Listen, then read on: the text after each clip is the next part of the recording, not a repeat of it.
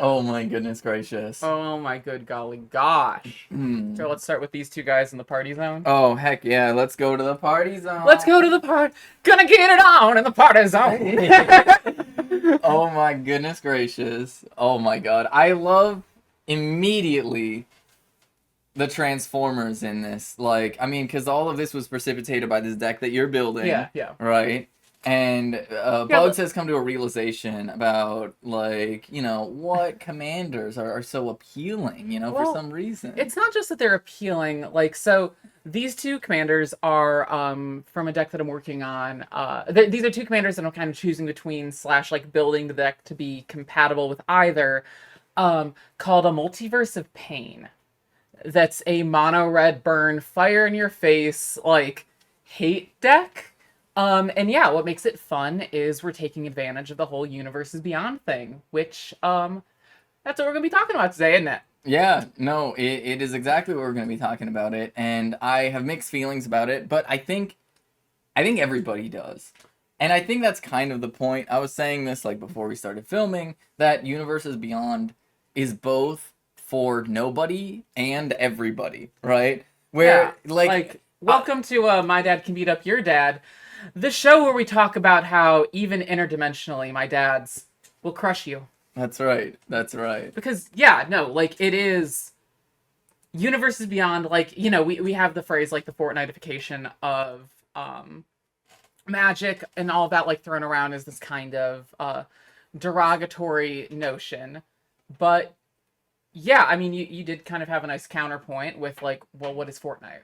Yeah, no, exactly. Like, because, like, there's a reason why people like Fortnite, right? Like, sometimes you just want to be Ariana Grande shooting Darth Vader, you know? Yeah, like there is something very fun and silly about it. And, yeah, I mean, if we want to just, like, dive right into why these two commanders, like, as kind of a jumping off point. Yeah, most definitely. But, okay, so what's really fun about both of these guys, and something that I think is very endemic of Universes Beyond in general, is this design space for very, like, exciting and unique mechanics. Yeah. No, I agree. Like, because, like, here's the thing, right? With Universes Beyond, like, they know that they are making cards for Magic the Gathering people, right? Yeah. Like, they know that Magic nerds need to have to buy these cards. Yeah. So it seems like they're using this opportunity to, like, create a lot of really, really good cards so that Universes Beyond is unavoidable for, like, regular players, but also draws in new people who are just there for, like, I love Doctor Who. Yeah. Let's, you know. I love Warhammer 40k. I love Transformers. And I mean, like, the Transformers line's, like, interesting because unlike a lot of the other Universes Beyond stuff, which we see either as, like, secret lairs or, like, these full precons, like, they were just, like, mystery slots and set boosters and, like, set boosters and collector boosters, which, I mean, we can have a whole other conversation about the new news surrounding the booster update thing, which thoughts, feelings, but that kind of tracks with the Transformers, though, because isn't the whole plot of the Transformers their home world is destroyed, and so they just kind of scattered all over and found that world? Yeah, no, like, I guess there is kind of, like, a diegetic situation here, where it's, like, they just kind of pop in, and they're this, like, I mean, the first couple Transformers that, like, I pulled, like, cracking packs, I'm like, what's going on here? Like, I'm looking at Optimus Prime, and then, like, they've allowed me to, like, jump into some really fun, like, commander building spaces, because, like, okay, well, what if I want to have one of these Transformers, like, I want to build around one of these decks, and it's either I want the mechanics that it has, or I want to build something to the personality of this Transformer. And so, like, I had that Starscream deck a while back that was awful. It was an unplayable mess of mono black, like, discard draw bullshit, playing on the fact that Starscream pinged, like, one opponent every time you drew an extra card. Yeah. And also, like, had, like, some Monarch things going on. But in practice, like, what it led to was this annoying fucking robot shows up, declares himself king, annoys you for 2 turns, and then just gets wiped off the face of the earth. Yeah. And from, like, a flavor standpoint, I'm like, this is giving me the perfect experience of, like, embodying Starscream. Like, I think that that's fun and silly and live, laugh, love. But yeah, no, like, I think that So I mean, like, we've both just like more recently gotten back into Magic after like hiatuses, Yeah. and so Universes Beyond like wasn't really a thing. Yeah, it's weird to come back into Magic the Gathering and then all of a sudden, like, Universes Beyond is like this whole entire thing. And I guess I didn't really know how to feel about it. The Lord of the Rings was like, oh, okay, that kind of Yeah. made sense. The Transformers thing still, I think, is one of the most out there I ones. think it's Um, I think it's so fun. I like the Transformers thing. It like taps into my sort of like teenage boy brainness of Magic, where it's like I can just like on the one hand, okay, we can say Fortnite, but also like I can just have a big pile of robots and dinosaurs yeah. and zombies Yeah. and throw them at you, and like it allows for this like rule of cool. And I mean, I do want to get into critiquing Universes Beyond from maybe like a little bit more of a like anti-capitalist place in a bit, but Yeah. like I think that we can hold multiple spaces in our hearts for thing bad, but also thing good. Yeah, I mean, like, okay, I have a lot of commentary on that, actually. That's like a whole nother thing. Yeah. I mean, we can get into that now if you Well, want. no, okay, let's get into it. Okay, see, let's imagine ideal socialist society, okay?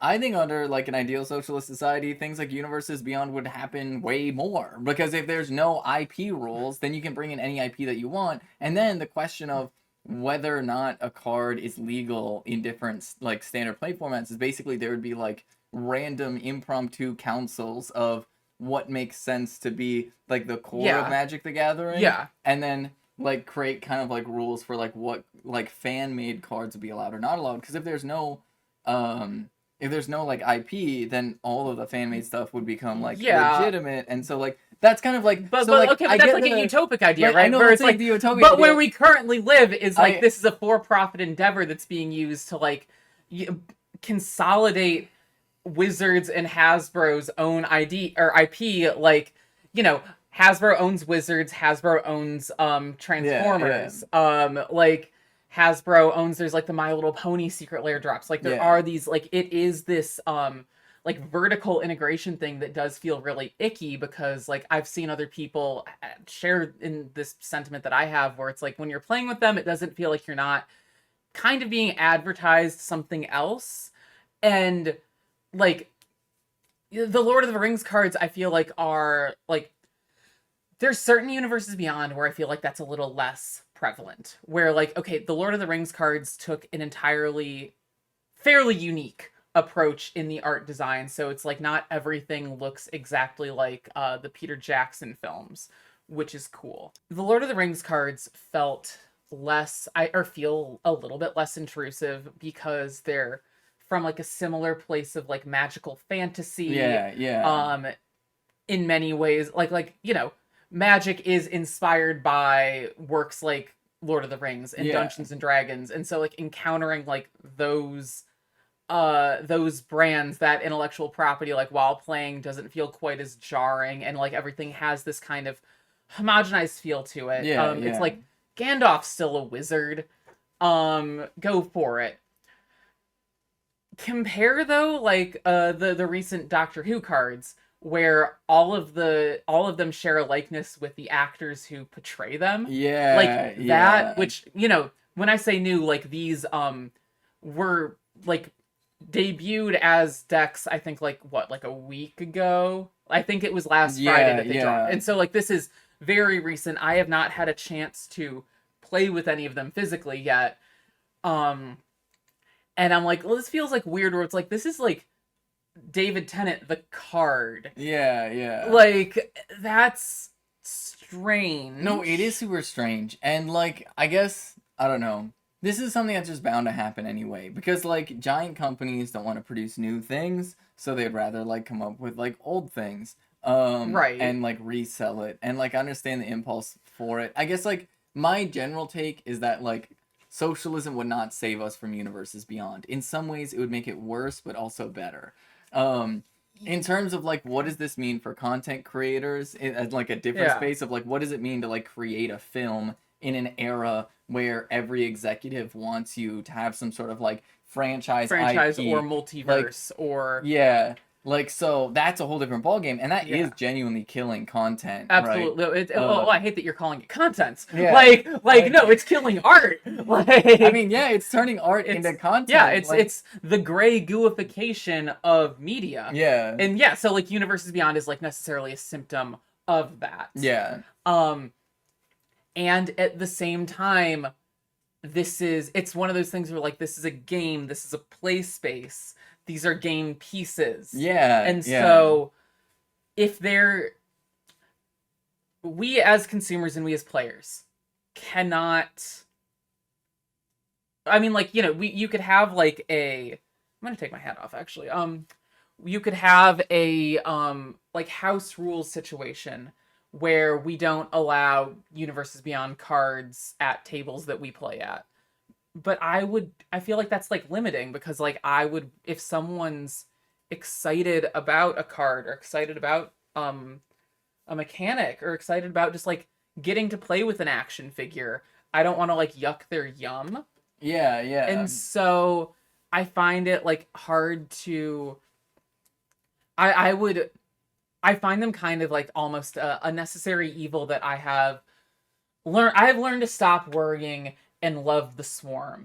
I've learned to stop worrying and just like, I mean, because it. everyone is going to be an instance of jumping the shark, but everyone is also going to have a card that's good, that you're like, good card, go Burr. You know what I mean? And that's like right. I'm like, oh, I don't know how I feel about these Doctor Who cards.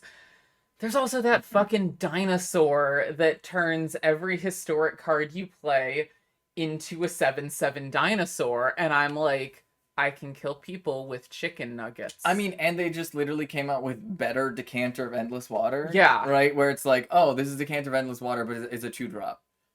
Yeah. Oh, that's hot. I mean, literally, you can do it. That's a turn 1 play. Turn 1, boom. Soul Ring, right? Land Soul Ring, and then into this, like, I forget what it's called, but it's like a 2-drop, tap for 1 mana, infinite hand size. Like, so. Is it colorless or any color? I think it's colorless. Oh, ew. No, Decanter's better. Decanter's any color. It might be colorless or any color. I could be wrong. I mean, okay, cool. But that's good. That's good. So if anything, it's a better Mind Stone. Yeah. Yeah. If it's colorless, like that's hot, and like that's what I'm saying. Like, you have these really exciting design spaces, or you have like, I've loved what they've been doing, especially with the way a lot of these sagas play out, where like. One of my favorite cards from the Lord of the Rings set is There and Back Again, because you read the book Bilbo wrote and then you get Smaug, which, like, I think that's so cute and a brilliant way of getting Smaug into as a playable character in some way, even though, like, he does not appear in any of the books or any of the Lord of the Rings trilogy. Yeah. But like, he's a very beloved character. He's like an exciting big dragon that, like, I mean, I have like thoughts and feelings about the way that he like actually handles but like, neither here nor there. It was a cool way of going about that and getting him. Yeah. Or like, I don't watch much Who, but like people who watch Who have looked at a lot of the sagas and stuff, and it's like, oh, that's like this whole retelling of this arc in like 4 turns. Yeah. And that's so cunty. Or a thing that, like, I hadn't seen this on anything before, and I could just be, you know, my knowledge, like, I don't have a total encyclopedic knowledge of cards, so I might be, like, limited here, but something that I saw in one of the sagas was this, a space where it was non-linear. And so you'd go turn 1. Like, it would, turn 1 and 3 did this, turn 2 and 4 did that, and they were, like, 2 separate things that you, like, oscillated back and forth between. And I thought that was so exciting, like, as a card. Yeah. Like, that is a cool mechanic to play with. Yeah. They're also a great way of, like, reintroducing older mechanics that, like, haven't been seen in a while, or that, like, haven't been... Or bolstering mechanics that, like, haven't gotten a lot of love. Like, yeah, because, like, I mean, a lot of the, like, sort of, like, I guess, in-canon universe of, like, Magic the Gathering, they kind of, like, settled into, like, different mechanics for, like, each world. Yeah, like, and, like, different planes have different, like, you're doing this here, you're doing that there. Yeah, which is, like, nice, but then some of the things that just kind of didn't really end up having a place. Like, yeah. And there is, like, So that's why some of my favorite cards in Magic the Gathering are older cards. Yeah, Like, because it's like I love like I like charge counters. I think those are funny and weird. yeah, no, not enough stuff has charge counters. Not enough stuff has time counters. So, like, I guess thank you, Doctor Who, for that. I love Myriad. I think Myriad's just such an insane. Like, I like just. I'm building a mono red aggro deck. I like just swing. I like when card goes sideways. Yeah. Myriad's so funny because then it's everyone's problem. Yeah. And they created it. There's one of the new Who legendaries, like one of the versions of the Master is like this perfect commander for Rakdos Myriad shit. Yeah. And I'm like, need. I want to like, it's perfect. Like I love fucky token Jenny, and that allows Myriad to become fucky token Jenny. Yeah. That just swarms out of control. That's so funny. I am on the other side of things. I don't like it when people play cards at all. I don't want anybody to play Magic the Gathering. Why else am I playing Magic the Gathering if not to stop people from playing? They don't make cards like Possessed Portal anymore. They just straight up don't make cards like Possessed Portal anymore. Like they kind of do things that are like a little bit, but like I want Stasis to be a standard deck again. You know, like I want. You're such a freak.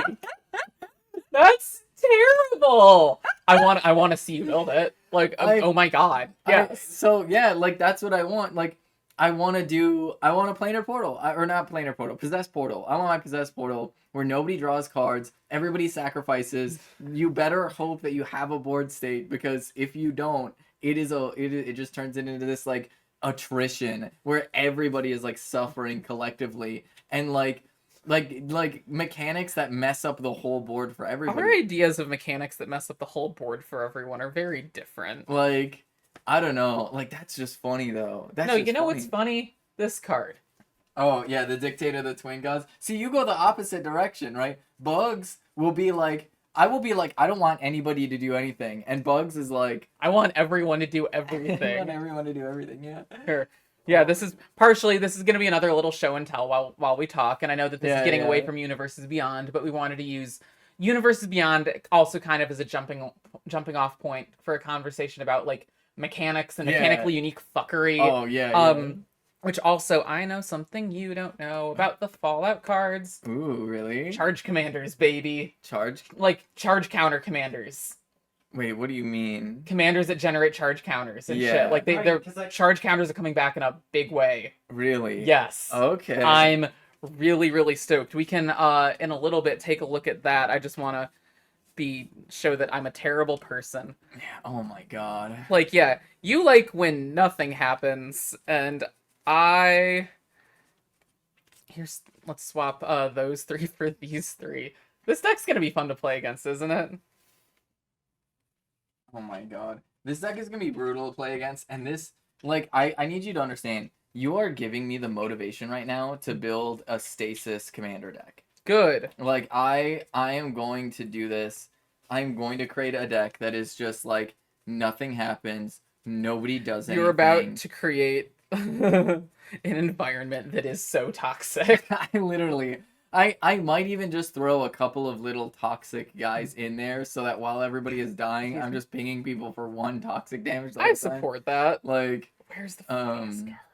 You know, like, I like Ensnaring Bridge. That's what I like. I like Ensnaring Bridge. I like Rampaging Ferocidon. I think it's funnier. Oh, yeah, it is really funny. It's a really funny card. Here, let's swap those 3 out for these 3. This is the end of the little Bugs' show and tell while we talk about mechanics. But, like, yeah, here's mechanics that, like, a lot of this deck is, I think that commander games can run faster and you should synergize your decks to go as quickly as possible. I'd rather play 4 games in a night than 2.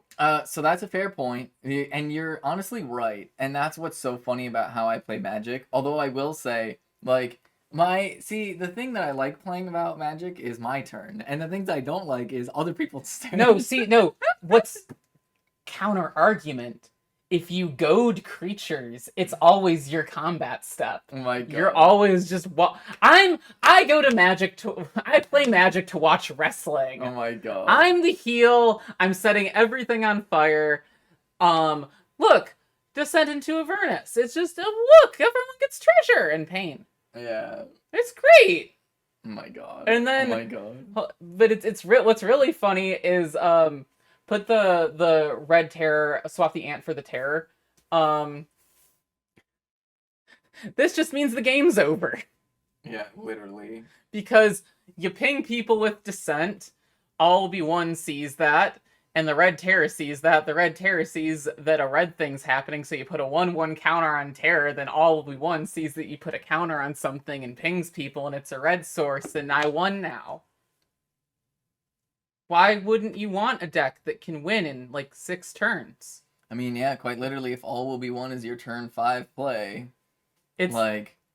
game over, man. It doesn't even have to be your turn 5 play. Like, turn 1, Soul Ring. Turn 2, you can put down the Red Terror.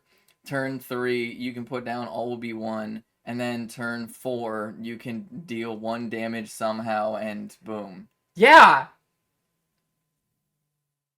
Yeah, why would he... It's like literally like a turn 4 infinite combo. I mean, if that's in your hand, but like... You know, if you have the Red Terror as your commander, then all you need is all will be one. And so, literally, you could put nothing in that deck, like, but tutors. I mean, it's just black, or just red. You don't really have black, so you don't have, like, tutors. I don't have... I mean, but... I could do rummaging. I should just do rummaging shit. Just cycling everything you have cycling. Yeah. Shit. Okay, that's not as... Actually, there's a lot of red cards that are really fun, because it'll be like, exile that top X of your library, and you can cast it this turn. Yeah.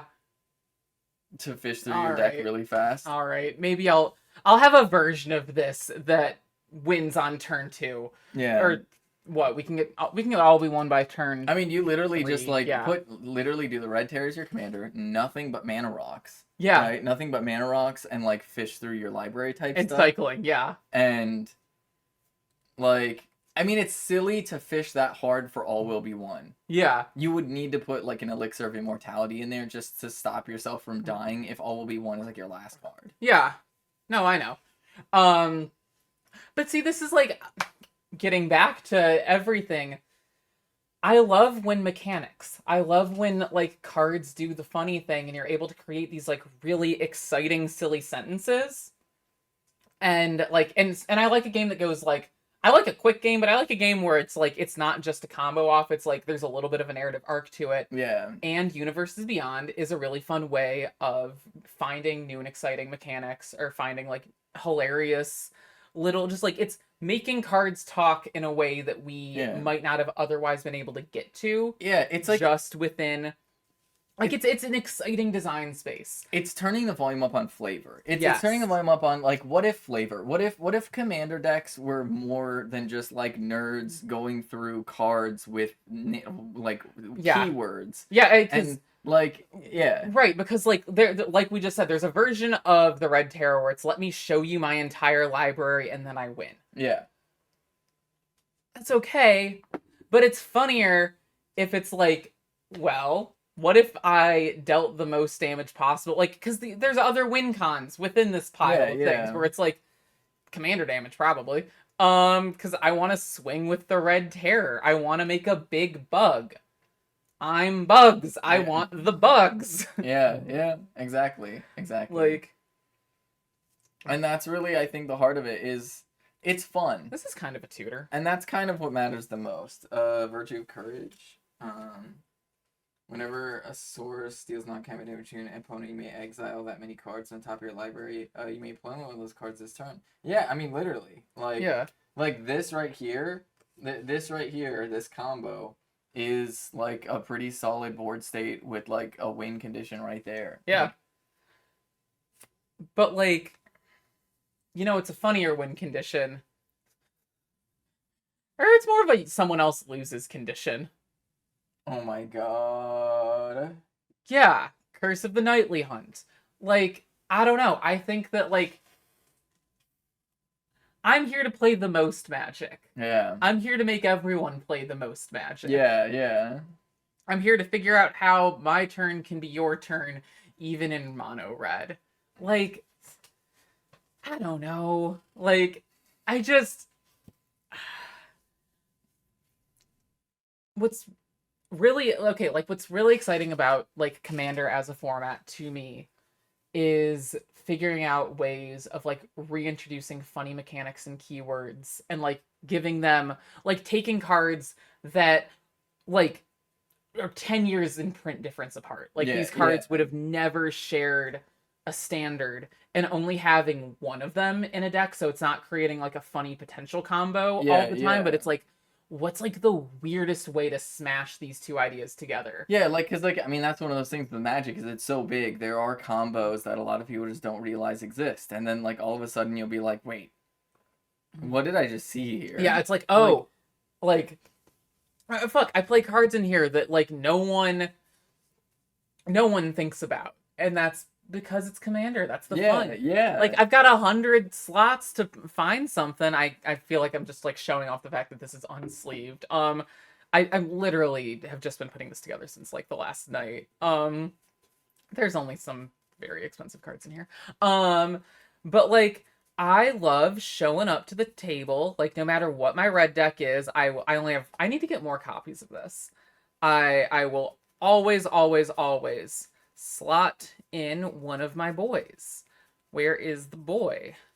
I will find him in a moment. But, like, it's fun and exciting to just give someone a good time. Give someone, like...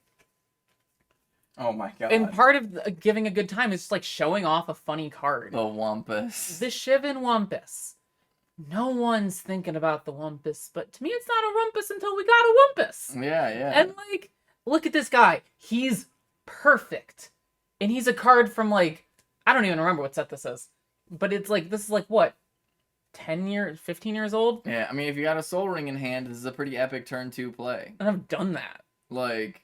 And it's great. It's either land hate, or by turn 2, I have a 6/6 Trampler.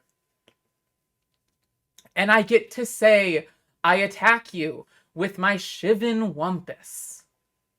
Like, and also, I have a Trampler in red. It is a damn shame that is not a legendary, because boy oh boy, could you imagine if that was a commander. I've wanted to turn 0 convo Wumpus as my commander so many times. I think he's perfect.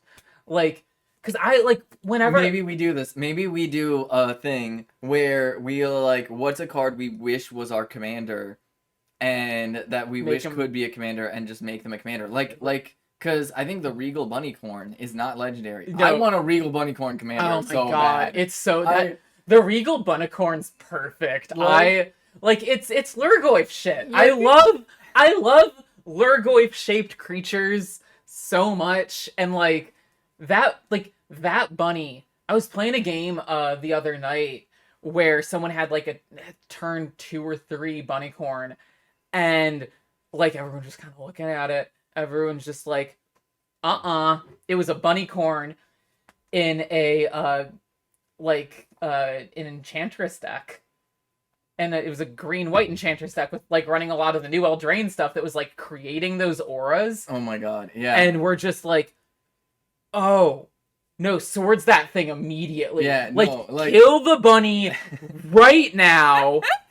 Oh my god. Like, if you're playing the Bunnycorn as a commander, like, it's like you just do, like, little enchantments and, like, white, like, weenies, and you just, like... It's white weenie, like, I would say enchantment, equipment, white weenie. Oh yeah, you need the equipment because you want to give that bunny haste. You want to have put the greaves on the bunny. Like, put the greaves on the bunny. Make that a speedy little fuckhead. Like, give him hexproof. Yeah. Oh my god. Oh my god. That would be the most fucked up.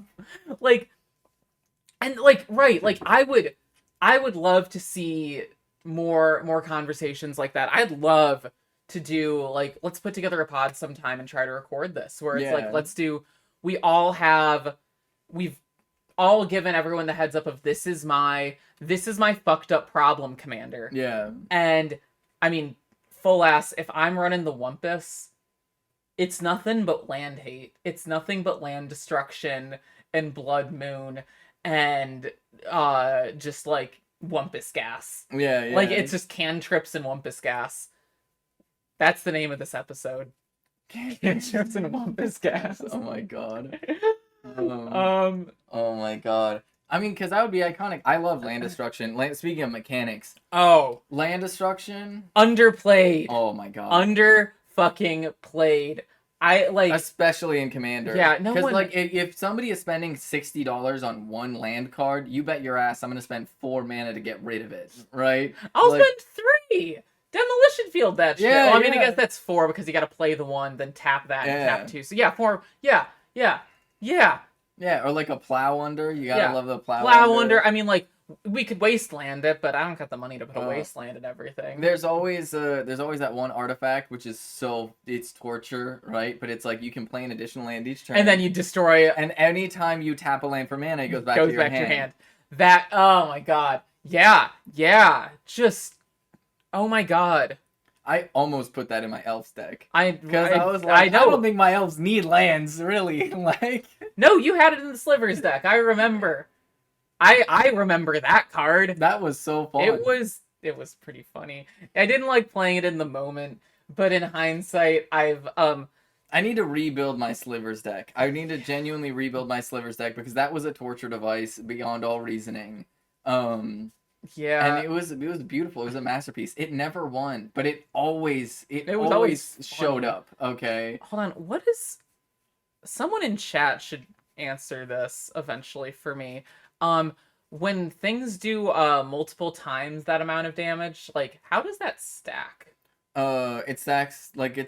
So like right. So like, but like, what's the order? Do I decide order? Well, the good news about multiplication is that the order doesn't matter because you're multiplying. That's right. Yeah. But yes. Yeah, 'cause, you like, choose if they happen at the same time and they're your triggers. You choose the order of the triggers, I believe, unless it's end step at the beginning. Yeah, this is just deal because I'm just thinking about the fact that we've got Fiery Emancipation, Dictate of the Twin Gods, and fucking Gratuitous Violence in this. Yeah, you can kill somebody with a shock. Yeah, you can. Really kill someone with a Goblin Grenade. Oh my god, yeah. That's like... Goblin Grenade going triple then double. How much damage is Goblin Grenade again? 5. Oh, yeah, are you kidding me? Like, Goblin Grenade triple 15, double 30. Yeah, that's probably game for someone. Yeah. If I've gotten both of those on the field, we're in long enough that everyone's lost 10 life. Brutal. Absolutely brutal. Like, oh my god. I think it's funny when cards go sideways and punch you. And also, I have a bunch of enchantments cheering those cards on and saying, buddy, hit him harder. Oh my god. Oh my god. What? I don't even know what to say to that. Like, I mean, this is why I hate red, but, like, I get it. You know what I mean? Like, if I'm playing red, I like to do dinosaurs. There's dinosaurs in this. Like, I know. It's just, it's magic, you know? But for me, always have been, like, upset by red deck wins. That's always been my least favorite play style. Because I like to do silly little guys. And I like to do silly little guys that, like, guys in red deck wins. do all these fun things. And then the red is just kind of like these guys. They stab you over and over again. And are you besmirching my goblins? No, I mean, your goblins are fine. Like, I'm just like, I get it as a play style, but it's not for me. I like to be goofy. I like to do silly combos. I like to chaos wand stuff. I like to, have little elves that has like stupid tricks, and you're like, why are you doing this right now, Benny? And then it pays off in 2 turns, and then because you like to make an abacus that you're just like twisting around for a little bit. And I think that cards only need to go one direction. Yeah, your decks are a gun. Your decks are a gun. I'm over here. I'm building like Rube Goldberg machines, and you're just like, well, what if I had a gun and shot the person running the Rube Goldberg machine? Yeah. Well, what if I goad everything? What if I make the Rube Goldberg machine person have to deal with this robot? What if I like? How many marbles can this take? You know what I mean? Like, oh, you need land for that. Hey, what if your Nykthos was a mountain? Oh my god. You love. Look, I'm sharing magic with you. You also get to tap for red now. That's great. I think that Blood Moon might be the best card because everyone gets to do the single greatest thing you can do in Magic, which is tap for red. Oh my god. Oh my god. I think I'm right. Comment down below how I'm right. Oh my god. I feel like it'd be a little bit different if it was blue. I think blue is the most valuable color. Oh, I love blue. I like Like I love blue because blue's also red. yeah, yeah. I mean, blue's a little bit different than No, red. blue's Like red. blue feels different to play against than red. Like, cause like the problem with red is like a little bit more torturous because like you'll put the creature down, the creature will stick, and they'll be like, actually, I'm gonna burn your creature. And Fury. whereas like if you're playing blue, you kind of have to get the timing right. It's a little bit of finesse. Yeah, no. You know? It's harder to do like mono red tempo. That's fair, but like I think but blue doesn't have this card. Blue doesn't have the perfect God. Literally, this is my gender. Blue doesn't have Goblin Grenade. That's true. That's true. But blue-green has Simic Ascendancy. And in some cases, it's the only thing that can save a deck like my Goose from a mono-red deck like this, where it's like, oh, you're gonna burn me to death? Well, how about I just win the game instead with this random card? Simic Ascendancy is such bullshit. It is bullshit. I hate it. Okay, like, this is why Simic Ascendancy exists, though. Is it like, here's a turn 4 victory for the people who want to play blue-green silly decks. The people who want to play blue-green silly decks don't deserve a turn 3 or a turn 4 victory. Oh, I disagree. If no. you're coming in with a Shiv and Wumpus turn 2, and then you're like, oh, you know, ooh, how are you beating me with this Simic Ascendancy? And it's like, You're just like, turns. You had so many turns with the Shiv and Wumpus. No, you're just like, I made a bunch of food. I cooked everyone dinner and won. Yeah. I think that's such bullshit. No, that's good. The goose is cooked, you know, and it won. No, you should win. You should win the proper way with your fucking Mother Goose deck, which is commander damage. Like this is the thing. That's like, no, I can respect a 2020 flying goose. I know. I need to give it haste. I need to put haste stuff. Get the Greaves. Just put the Greaves on it. I know. I need a couple of those, like, because there's a couple of like dupes to that artifact that are just like equipped. Put the Greaves. Put the Swiftfoot boots. Oh, run Ashling's Prerogative. Oh yeah, you can't because it's red, the best color. Oh my god. Oh my god. You could just give her haste.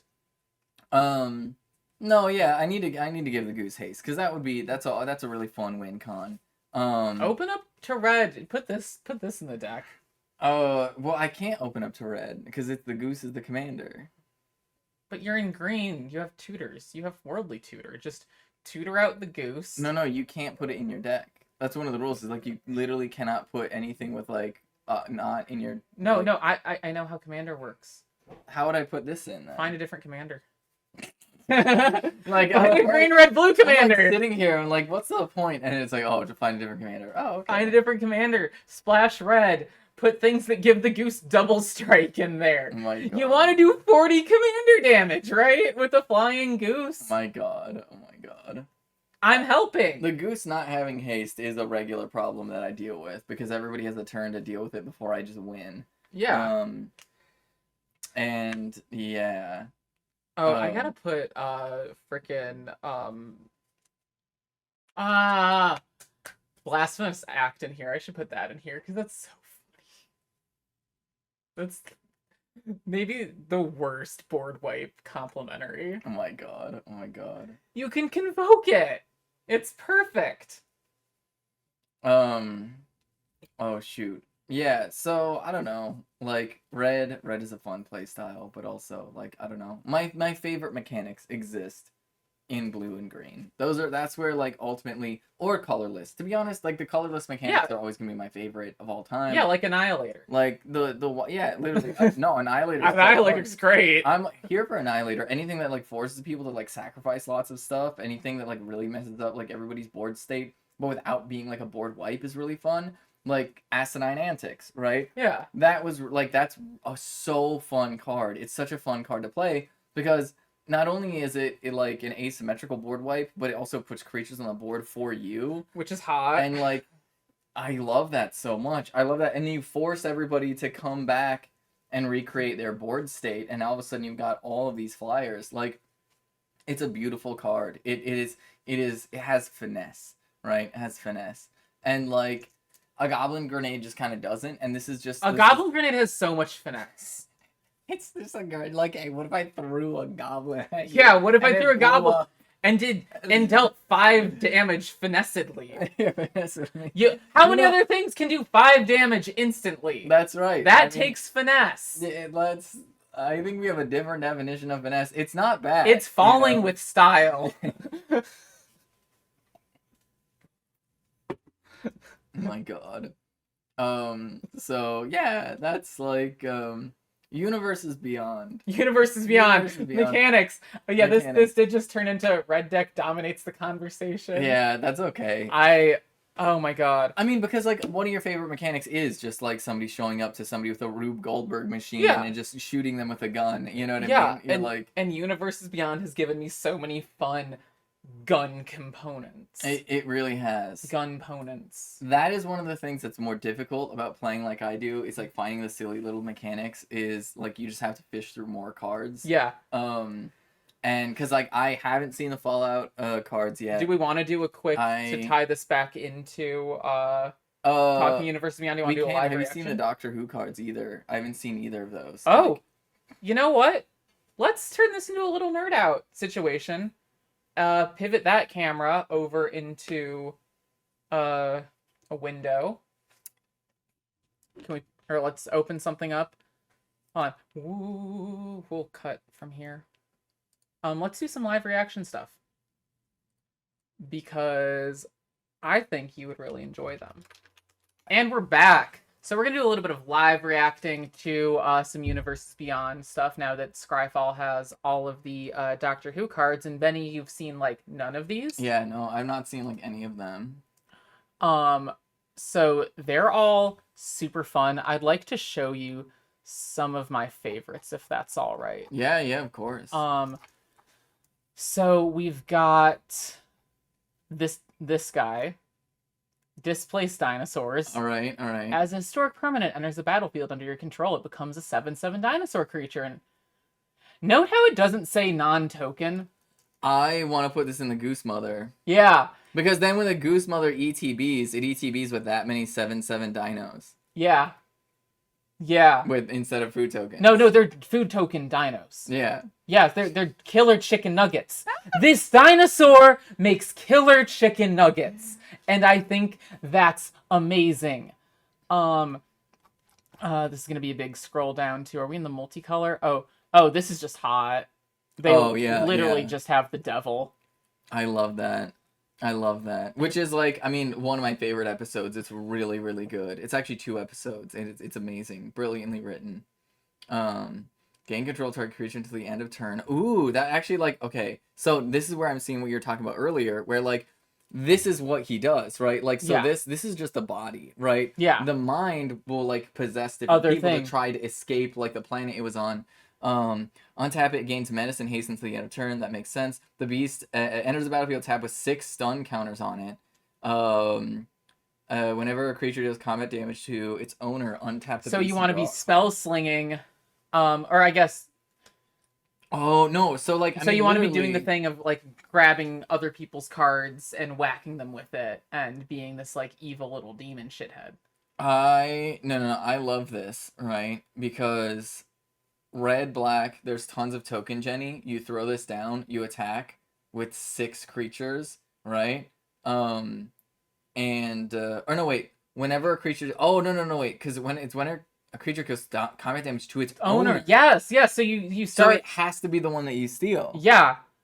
But then also, but he has to do it faster. You would start like packing the deck full of sibling rivalry, or act of treason. Yeah, or just all those fun little goat napped.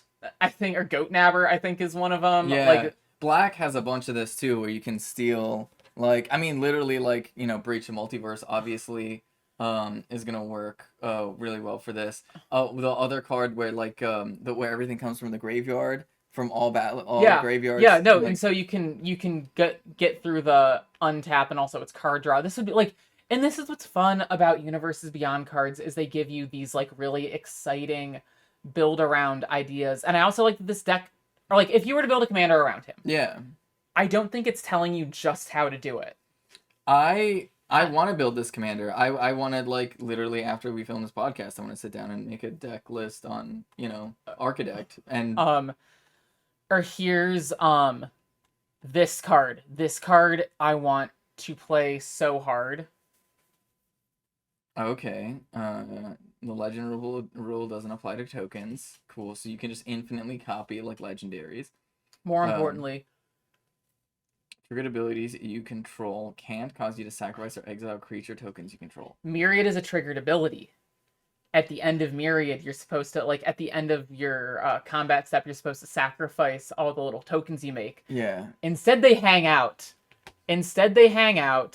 And why did it freak out? Why does it have Myriad, though? No, because he's multiplied. So what does Myriad Myriad, do? when you swing with a creature with Myriad, it creates a copy of itself, swinging at every other player on the board at once. They all have to deal with it. So he's self-replicating. Oh my god. Okay. He's self-replicating, and there is a colorless spell.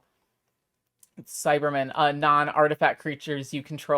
Non-legendary artifact creatures you control have Myriad. Oh my god. And so I want to build around like Myriad as a mechanic where it's like, what if it was me, myself, and I are stabbing you with knives? Yeah. Like, is like that shit to me is just so, and I don't know, like, I love this. Like, really quick though, I really love that they use the old Cybermat, like, as opposed to like the new Cybermat. Like, I mean, that's really fun. Yeah, do you want to, like, as the resident Who fan, do you want to just kind of go through these and like look at? Oh my god, yes, please. Like, literally, like, okay. Rotating Fireplace, the fantastic episode, really interesting. A little problematic though, to be real. Like, David Tennant kind of really needs to chill and like realize, like, what he's doing in that episode. But Rotating Fireplace enters the battlefield tapped with a time counter on it. Add amount of colorless equal to the number of time counters on the Rotating Fireplace. Pay 4, tap it, time travel, activate only as a sorcery. That's kind of cool. So for each suspend card, each one you control the time counter on it, you may add or remove a time counter. Okay. I mean, that makes sense for what the Rotating Fireplace is. It is like a portal through many different like places in time. Yeah. Let's see. There's also the Plane Chaser. Yeah, I'd go back to the top. Let me scroll up to the top really quick to see some stuff that's going on here. Oh, there's another really funny dinosaur card. But oh my god, this is so exciting. Okay. Davros, Dalek creator. At the beginning of your end step, create a 3/3 black Dalek artifact creature token with menace.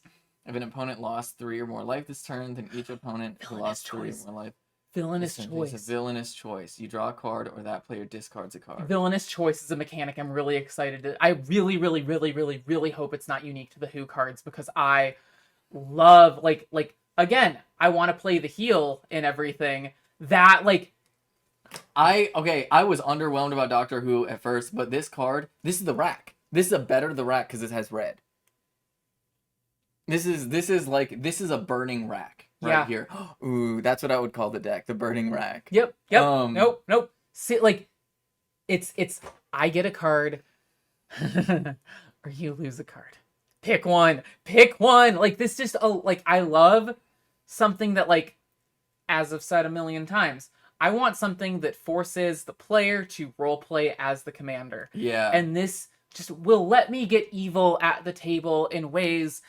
Oh, and it has menace. Yeah, it does have god. menace. And all of the Daleks have menace. Oh my god, this is beautiful. Yeah. Like, oh, just wait until you see the rest of the Dalek cards. Oh my god. Fucked up. Oh my god. Okay. We have to see. I want to see the David Tennant because I love David Tennant. Alon Z, whenever you attack, exile cards from the top of your library until you exile a non-land card. Put 3 time counters on it. If it doesn't have suspend, it gains suspend. Okay. That's like fun. That's There, kind of interesting. You know, it's cool. Like it's red blue, so you can do like a lot of silly is it stuff here with some really big yeah, silly cards. Basically, this is like I would treat this as like I would treat this to me as ramp without ramp. This is cheese. This is yeah, it's not ramp, it's cheese. yeah. This is just cheesing out like really big blue and red spells. Hmm. Um so you Yeah. know, You know, he'd be fun with a bunch of chunky dragons. oh my god, could you imagine? Like the oh my god. Yes, I agree. Yeah. Missy, I hate this character. The doctor really should have killed her, and it bothers me that he didn't. It's you know, I think yeah, I have long like okay. Yeah. Whenever a non-artifact creature dies, return it to the battlefield under your control face Assimilated into a down Cyberman. and tapped. It's a 2/2 Cyberman artifact creature. Oh, and they Assimilate it. oh my god. This was one of those fucked up episodes. Like, can I like this is real? Yeah. Go ham. Because like the whole plot of the episode is that she literally creates hell. Like she Oh, so literally hold on. creates hell. Read the villainous choice because I don't know what this little bit means. Okay. At the beginning of your end step, each opponent faces a villainous choice. Each artifact creature you control deals 1 damage to that opponent, or you draw a card and chaos ensues. What is chaos ensues as a mechanic? I don't know. I like that. I like that sounds fun. Oh my god. there- No, because let me explain Missy a little bit more. Yes. Like she creates hell, right? She creates she goes back in time and creates the entire mythology of hell and this idea that like you feel after you die. Like after you die, like your whole body still just kind of like feels pain. And the only way to like stop feeling pain is to like sign a contract with this you know, like afterlife organization or something or other. But it's actually just turning people into Cybermen. It's actually just turning people into Cybermen the whole time. Oh, hot. Okay, it's And part of so- the it's a plane chase mechanic. Okay, so what does that do? It can trigger the ability to like if you roll the planar dice and then like if you land on chaos, you get the whatever effect of the plane chase card that you're using, like that kicks Okay, off. okay. That's hot. Oh my god. Yeah. So it's kind of like is it kind of like going like delving into the dungeon type thing? Yeah, where, it's like, it depends on what the planar card is. And they also introduced a ton of new plane chase cards. Yeah. In this, which hype. Fucking okay. sick. This fits perfectly with her. It's terribly evil, like, and it makes me makes me angry, but it's like a good card, but it makes me angry because of the lore. Those are Those are some of the alternate arts. I kind of want to scroll down to see what some of the don't blink. I'm gonna go based off of like the art, the different moments I see, that are like really fun. Flesh duplicate's sick. Oh my god, this episode was kind of really fucked up. You may have fleshed a duplicate enter the battlefield as a copy of any creature on the battlefield, except it has a vanishing. That creature doesn't have vanishing. A permanent with vanishing enters the battlefield with 3 time counters on it. At the beginning of your upkeep, remove a time counter. When the last is removed, sacrifice it. I mean, this literally is just like the flesh duplicates. Like that's just what they do. They're these creatures that are like created to be copies of things, and they have a short shelf life. And they have an existential crisis about it, and it's really heartbreaking. Oh my goodness, hunted by the family. Oh my god. Choose up to 4 target creatures you don't control for each of them. That creature's controller faces a villainous choice. That creature becomes a 1/1 white human creature and loses all abilities, or you create a token that's a copy of it. Oh my god. Oh god, that's so. I see. That's a red card to me. Yeah. That is kind of a red card, like I'm not gonna lie. Renegade's silent. Okay. The silence, one of the scariest enemies in Doctor Who. Oh, you can goat shit. At the beginning of your end step, goad up to 1 target creature you don't control and put a +1/+1 counter on Renegade Silent. And then it Silent phases out. Okay, so if you don't know the silence, whenever you look at them, and then you look away, you forget that you ever saw them when you looked away. But like they can sort of like impart like suggestions onto you. while they Mechanically while perfect. you see them. So mechanically, this is perfect. It shows up. It goads you. So it sort of is like, oh, this you have to do this Go thing. kill him. But then it Kill phases out. him. Yeah. Kill him. And then it phases out. And that's sick. And so yeah, like this is again, I guess my broader thesis is Universes Beyond is an exciting design space because you can take an existing narrative idea from like a property and then figure out how to like interpret that as a card. Yeah. And when I see that play out, like these just get like fucking wild, and I hate the name of the card, Wibbly Wobbly Tiny Wimey. Me too. That was you blame Tumblr for this, and I will never forgive Tumblr for this. They turned Wibbly Wobbly Timey Wimey into like this huge thing. Like it is literally one of David Tennant's worst lines ever. And yet like it somehow has turned into this huge thing, and like I don't like I don't know. It's just bad. It's just terrible. Like, it's like David Tennant's Doctor is so serious. That's a Matt Smith type of line, and I hate Matt Smith as the Doctor. I'm sorry, Tumblr. Cancel me all you want. Matt Smith is a terrible Doctor. Yeah, but like consider Dalek Squad. Menace and Myriad. Yep, that tracks super hard. And it's a 3/3. More Daleks. And so it does 3 damage, which triggers yeah, the Dalek creators thing. Like it's hot. It's this cute. is perfect. It's a perfect card. I'm actually kind of curious. Destroy target creature. Its controller loses 3 life. Yeah. Like, let's see. Time Reaper. I hate Amy Pond. Delete deals X damage to each Narda artifact creature and each player. Yeah. Love that. And so you run hella artifact creature. You have been deleted. Yeah. I love that. Look, there's also just a flaming dinosaur. Yeah, flaming dinosaur. That's right. That's right. Let's see. Ooh, Return to the Past. And that Clara Oswald. Oh my god. As long as it's your turn, each instant sorcery card in your graveyard has flashback. Its flashback cost is equal to its mana cost. Ooh. Oh, that's hot. Yeah. That's so hot. Yeah. You can just... The Titanic, yeah, that one's pretty good. I mean, at least like the episode. I want to see the sound of the drums. Enchanted Creature's goated! Enchanted Creature is goated. Enchanted Creature would deal combat damage to a partner or player. It deals double that damage instead.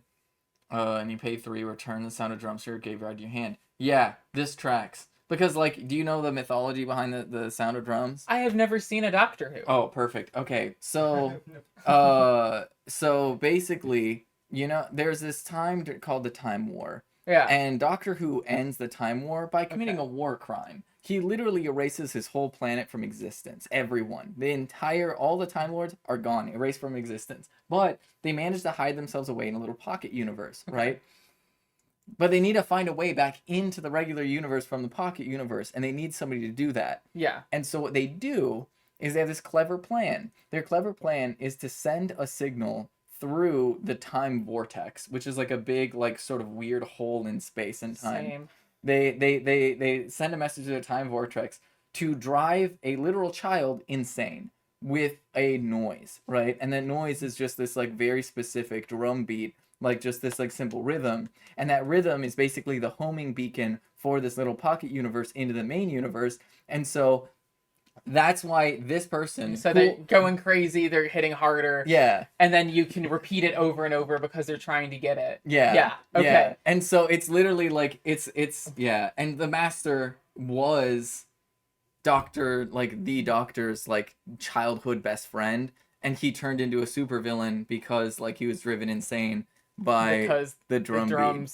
They're always playing in his head all the time. And look at this thing. Look at Cult of Skaro. Okay, Cult of Skaro. Whenever Cult of Skaro attacks, choose one at random. They can sec fast. Put a +1 counter on each artifact creature you control. Draw 2 cards. Create 3/3 Black Dalek artifact creature token with menace. Each opponent loses 4 life. Interesting. The Cult of Skaro is really interesting. As a narratively, because like they are like, what if Daleks had personalities but all of their personalities suck, and Yeah, that tracks. Yeah, I've heard it, like people describe them as like, and then the Daleks got M&M colored and it got weird. Yeah, it did get weird for a while. It got weird with the Daleks for a while. But consider dinosaurs on a spaceship. Yeah, yeah. To vigilance trample other dinosaurs, you can roll +1/+1 on vigilance and trample. That's fun. Whenever a time counter is removed from dinosaurs on a spaceship while it's in exile, create a 2/2 red and white dinosaur creature token with flying and haste. Oh my god, that's pleasant. I love it. Like this is just like I mean I guess one thing that's the through line for this for me is like I don't know shit about Doctor Who. I know that it's kind of British and whimsical. And I like that so many of these cards are so silly and whimsical and add fun little flair that I don't know if we'd see on cards otherwise. Yeah. And I like when card funny. Yeah, no, I agree. The Face of Bo is fun. I just want to give you the lore on who Face of Bo is, right? Okay. So once upon a time there was a girl named Rose Tyler. She was like in love with the Doctor Who, and this handsome bisexual man who definitely was part of like a little trio with Rose Tyler and the Doctor. Let's just get that like very, very clear. Okay, Captain Jack Harkness, like the most bisexual man that's ever existed. Okay. He like dies or something. Okay. And Rose Tyler like becomes one with the TARDIS, and like so she kind of makes a wish that just creates a law of physics, a new law of physics in the universe, which is Captain Jack Harkness, the handsome bisexual man with so much charisma for days, doesn't die, isn't allowed to die. Okay. Right? So he eventually becomes the Face of Bo. Like, just because he, like, straight up is, like, this immortal being, just turns into, like, this giant face. Okay. And it's, like, I don't know. It's funny, just, like, this man accidentally became an immortal being because, like, the Doctor's companion was horny for him at one point. Like, it's giving Duncan, Idaho. Like, it is giving Duncan, Idaho. No, for real. Like, imagine if Duncan, Idaho was somehow more bisexual, and that's this man. I want them to do a Dune Universes Beyond. I want Dune so bad. Oh my god. I want a Duncan Idaho. Duncan Idaho, bring back Undying or Regenerate. Oh my god. Yeah, no. Okay, please. I want a Sandworm tribal. Oh my god. I want to just like Oh my god, the Harkonnens. Yeah. Oh, look. They did 40K. Give us Dune. Just give us Dune. Like, I want, like, literally, can we please, this is all I'm asking for, okay? I want Paul Atreides as, I kind of want Paul Atreides as a planeswalker. Like, that doesn't make sense. I feel like that does make sense. Paul Atreides, there's two Paul Atreides. Okay, hear me out. One legendary creature. Okay. Right? And that is Paul Atreides, the, like, hero champion guy. Yeah. And then Paul Atreides, God Emperor, is okay, the so once he's... Okay, his minus something needs to be... Okay, so what if it's a reverse Nicol Bolas, the Ravenger? So you start with the Planeswalker, but then you transform him. I want his ultimate to be flip him over, and it's Leto 2. And you have, like, this fucking, like...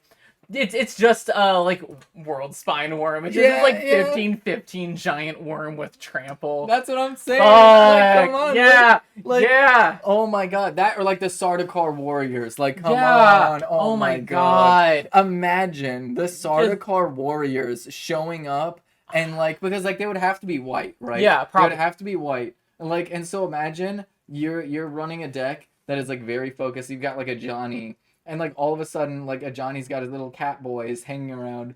And then these Sardaukar warriors just show up next to these little cat boys and a Johnny. And they're like, what the heck? Like, that would be hot. That would be so hot. Okay. Give me Sardaukar plus cat boys. And we've got something going here. All right, I think that comes to the conclusion of Universes Beyond. And it's just like, if we're doing Universes Beyond... Go so beyond. Give us the jank. I want jank that I can smash together and say the funniest sentence. We do have to go over one more card really quick because I love this, okay? Okay. They can't... Vastra and Jenny are... Oh, yeah, the lesbians. The sword lesbians. One is a lizard person, and then the other is, like, human. They're both from Earth, to be clear. The lizard people, they're not aliens. Yeah, they live underground. Okay, so we can see the two of them right there. And they are... No, this is a different Jenny. This is the Doctor's daughter. Oh, so it's one up. There, it's right up there. We'll look at both. Right here, yeah, Jenny Flint. I love that they made lesbian partner commander. Like, I don't even care like what they do, but like when you sacrifice a clue or food, put a +1 counter on another target creature you control, it's very clearly supposed to go on Vastra. And it's like whenever a creature dealt damage by Madame Vastra this turn, create a food token or clue token. So it's literally they bounce off each other and gas each other up. I love this. Their relationship is so sweet. Like everything about this card, like I'm so here for it. Once we've stopped recording, I have funny news for you about a deck list for this. Ooh, okay. Yes. I think that's a great place to close this one out. Yeah. Sword, lesbians, baby. Okay, yeah, that's what's clutch about Universes Beyond is we got sword lesbians, and we're also getting other sword lesbians in the new Ixalan. So like there's canon lesbians. There's finally many canon lesbians on the little wizard squares. And lesbians stay winning. Lesbians stay winning. My lesbian can beat up your lesbian. Yeah, my lesbian can beat up your lesbian. Lesbians.